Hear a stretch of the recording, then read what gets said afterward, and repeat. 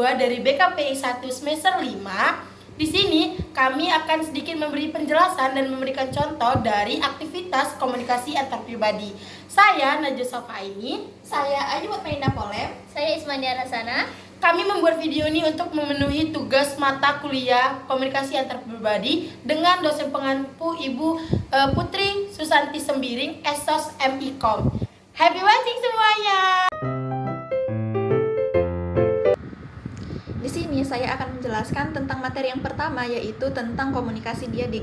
Nah, perlu kita ketahui bahwa komunikasi diadik ini merupakan suatu proses komunikasi yang dilakukan antara dua orang secara tatap muka. Nah, komunikasi diadik ini dapat dilakukan dalam 3 bentuk, yaitu yang pertama dalam bentuk percakapan, yaitu di mana komunikasi yang dilakukan dalam bentuk percakapan ini berlangsung dalam suasana yang bersahabat dan informal. Kemudian yang kedua dalam bentuk dialog. Nah, komunikasi yang dilakukan dalam bentuk dialog ini berlangsung dalam situasi yang lebih dalam dan lebih profesional. Kemudian yang terakhir yaitu komunikasi yang dilakukan dalam bentuk wawancara. Nah, komunikasi yang dilakukan dalam bentuk wawancara dilakukan bersifat lebih serius. Maksudnya dalam percakapan itu terdapat satu pihak yang lebih dominan untuk bertanya dan satu pihak lainnya lebih dominan untuk menjawab pertanyaan yang diajukan oleh penanya. Nah, di sini saya akan memberikan contoh tentang bagaimana komunikasi diadik. Simak ya.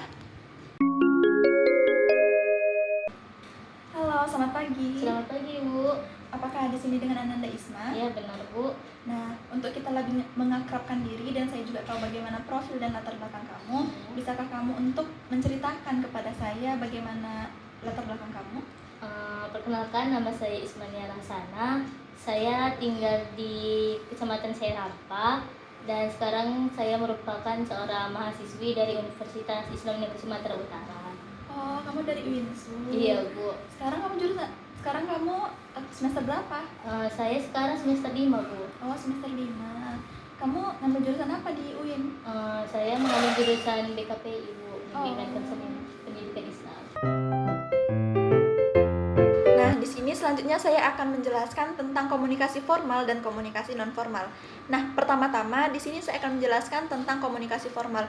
Apa sih itu komunikasi formal? Komunikasi formal merupakan komunikasi yang tata bahasanya terstruktur dan menggunakan bahasa Indonesia yang sesuai dengan ejaan yang telah disempurnakan. Nah, maksudnya pesan atau informasi yang ingin disampaikan telah dipersiapkan sebelum menyampaikan apa yang ingin disampaikan.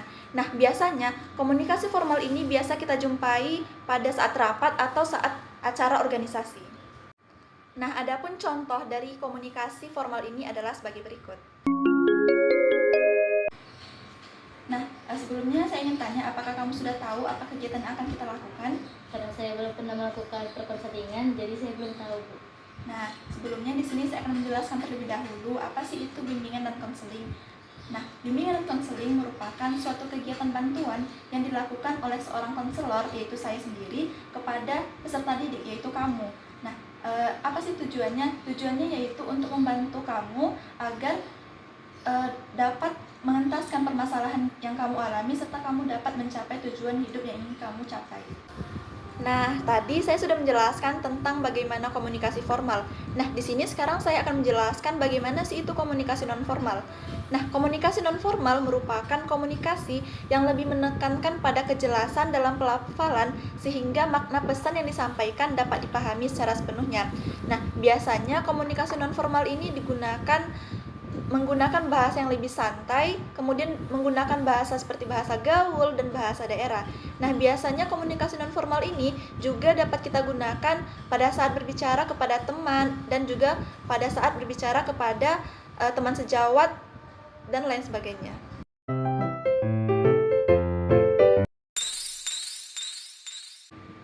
Nah, di sini agar kita lebih akrab, saya ngomong santai aja ya sama kamu. Iya, boleh, Bu. Baik. Nah, di sini saya ingin bertanya, di selama kuliah apa aja sih kendala yang kamu alami? Kalau masalah kendala, ya pastinya, Bu, karena stres akademik gitu kan, banyak tugas ini dan itu. Satu itu karena tipe Isma yang modelan kayak semua harus tuntas, semua harus kayak sempurna terkerjakan. Jadi mungkin terlalu membuat diri ini kayak jadi beban gitu, memporsir gitulah, kayak semua harus siap, semua harus terjalankan gitu apa yang diinginkan. Seharusnya Isma nggak usah jangan kayak gitu kali. Nanti Iya. kan kayak Isma sendiri sih yang terbebani kan jadinya. Padahal kan kayak bisa dikerjakan kalau kayak mana ya, dicicil-cicil aja tuh tugasnya. Kalau misalnya pelan-pelan kan terselesaikan juga gitu. Iya. Nah, selanjutnya yaitu materi yang keempat, yaitu mengenai pengertian lobby. Nah, lobby adalah suatu cara untuk mengajak orang-orang agar memperoleh hubungan yang bermanfaat. Nah, konsep ini mengutamakan lobby untuk membentuk koalisi atau kerjasama dengan organisasi-organisasi yang memiliki tujuan yang sama. Nah, lobby juga dimanfaatkan untuk membentuk akses, mencari informasi, dan juga saling berinteraksi dengan individu yang berpengaruh. Nah, lobby merupakan awal dari negosiasi. Nah, sepanjang proses lobby terjadi, terdapat aktivitas yang bersifat informal atau tidak resmi. Nah, komunikasi pesan yang sifatnya persuasif cenderung berkuasa. Walaupun sifatnya informal, diperlukan persiapan yang baik saat melobi dengan menyediakan pendapat-pendapat yang dapat dipercaya, mengerti upaya apa yang akan dilakukan untuk melobi dan pihak mana yang ingin dilobi dan lain sebagainya. Nah, materi yang kelima yaitu negosiasi. Nah, negosiasi sendiri merupakan kata yang berasal dari bahasa Inggris yaitu to negotiating, yang artinya mendiskusikan, merundingkan, tawar-menawar atau membicarakan suatu kondisi. Nah, negosiasi ini merupakan ijab kabul dari sebuah korelasi antara semua pihak dalam negosiasi agar saling memberi dan menerima segala hal yang telah disetujui bersama. Nah, hakikat dari tujuan bernegosiasi ialah untuk menghasilkan win-win solution, yaitu kedua pihak memperoleh hasil yang diinginkan oleh masing-masing tanpa ada yang merasa dirugikan. Nah, berikut contoh untuk komunikasi lobby dan juga komunikasi negosiasi. Assalamualaikum Bu. Waalaikumsalam. Perkenalkan Bu, nama saya Ismania. Di sini saya ingin melakukan perkonselingan Bu dengan Ibu. Kira-kira untuk biaya dan tarif untuk melakukan perkonselingan berapa ya Bu? Nah, di sini kita untuk pengkonselingan itu dilakukan dalam 2 sesi. Nah, itu udah satu paket semuanya. Jadi itu harganya 500.000. Oh, 500.000 ya Bu. Oke Bu, jadi untuk kapan kita bisa memulai perkonselingan Bu dan di hari apa? Nah, kebetulan di jadwal lain saya udah ada janji dengan yang lain. Nah, untuk kamu bagaimana kalau misalnya hari Senin sama hari Rabu? Kalau hari Senin saya bisa Bu, tapi untuk yang hari Rabu saya kuliah full time Bu, dari pagi sampai sore itu. Aduh, gimana ya? Saya ada janji juga dengan yang lain ini. Kalau misalnya di luar waktu kerja gitu, untuk hari Sabtu kamu bisa? Kalau untuk Sabtu bisa Bu. Dan berarti di hari Sabtu ya Bu? Kalau kamu bisa ya boleh. Kira-kira itu di jam berapa ya Bu? Sesuai dengan ketentuan untuk pengkonselingan ini kita lakukan dari jam 10 sampai selesai. Oh, dari jam 10 sampai jam selesai. Baik Bu. Oke. Selamat bertemu nanti Bu. Iya. Nah, materi yang selanjutnya yaitu diskusi. Nah, diskusi adalah percakapan yang terarah yang berbentuk pertukaran pikiran antara dua orang atau lebih secara lisan untuk mendapatkan kesepakatan atau kecocokan dalam usaha untuk memecahkan suatu masalah yang sedang dihadapi. Nah, dalam diskusi, setiap orang mempunyai kesempatan yang sama dan seimbang dalam berbicara, memberikan pendapat mereka, dan hal ini akan terpenuhi apabila tercipta atau tercapainya suasana pertukaran pikiran yang terarah dan bermanfaat. Nah, materi yang selanjutnya yaitu wawancara. Nah, dalam Kamus Besar Bahasa Indonesia atau KBBI, wawancara adalah tanya jawab seseorang atau pejabat dan sebagainya yang diperlukan untuk dimintai keterangan atau pendapatnya. Nah, sedangkan menurut Denzin mendefinisikan bahwa wawancara merupakan sebagai percakapan face to face atau tatap muka di mana salah satu pihak menggali informasi dari lawan bicaranya. Sehingga wawancara adalah suatu komunikasi verbal yang bertujuan untuk mendapatkan informasi dari salah satu pihak, yaitu sang informan.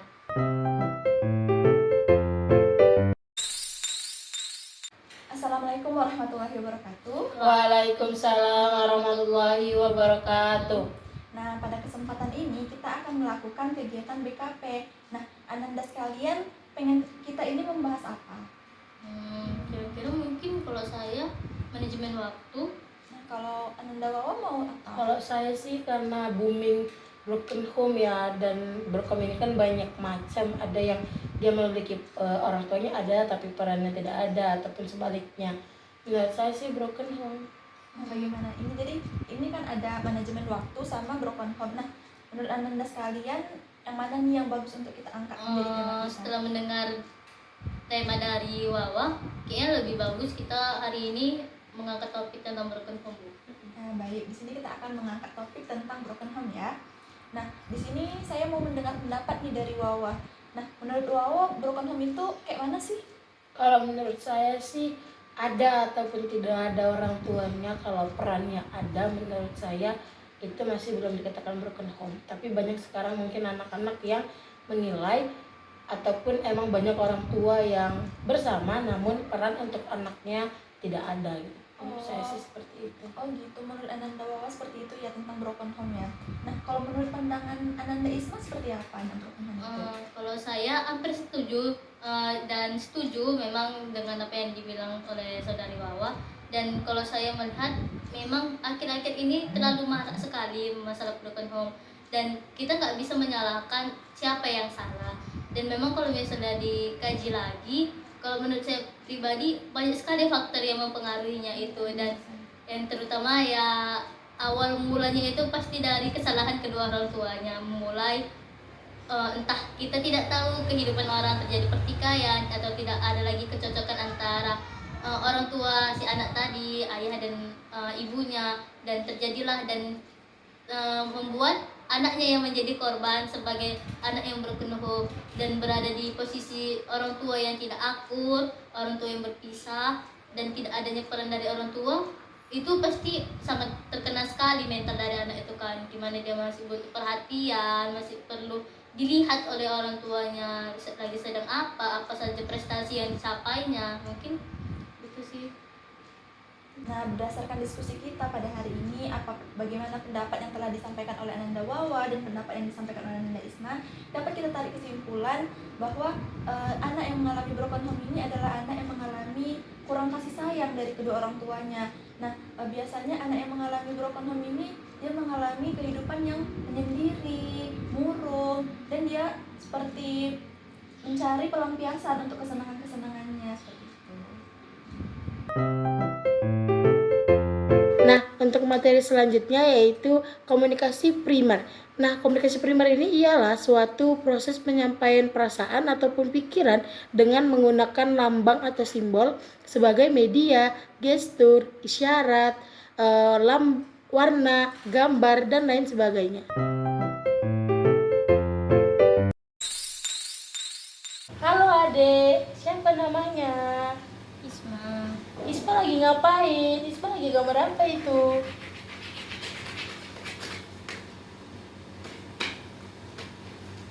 Isma kenapa?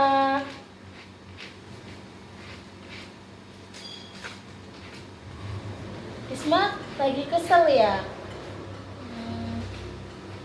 Boleh kita bicara dulu? Ya udah, puasin lah dulu.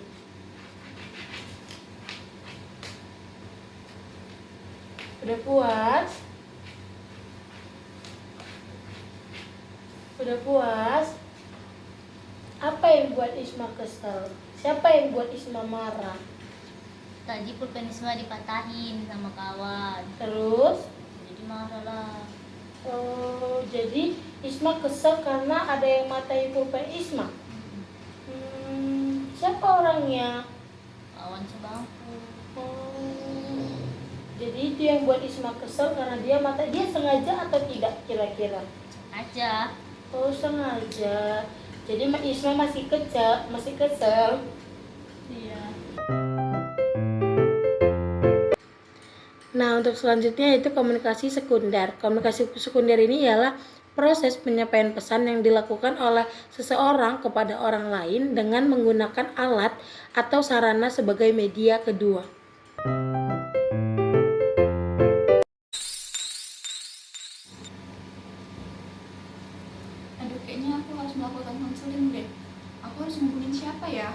Oh iya, kemarin Isma kan ngasih nomor Bu Najwa sama aku.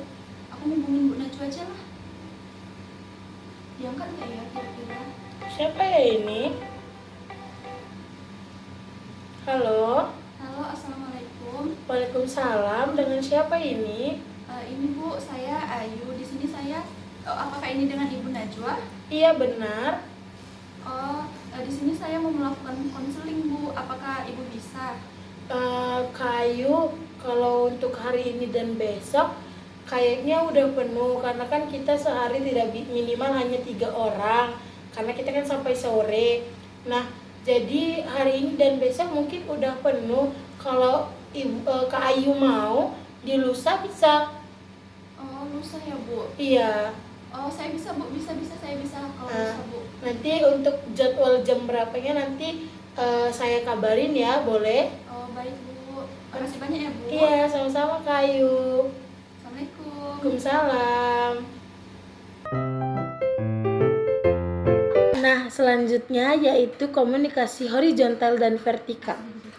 Komunikasi horizontal ialah merupakan suatu bentuk komunikasi yang terjadi antara 2 orang atau lebih yang notabene memiliki posisi atau jabatan yang sama dalam suatu organisasi ataupun lembaga.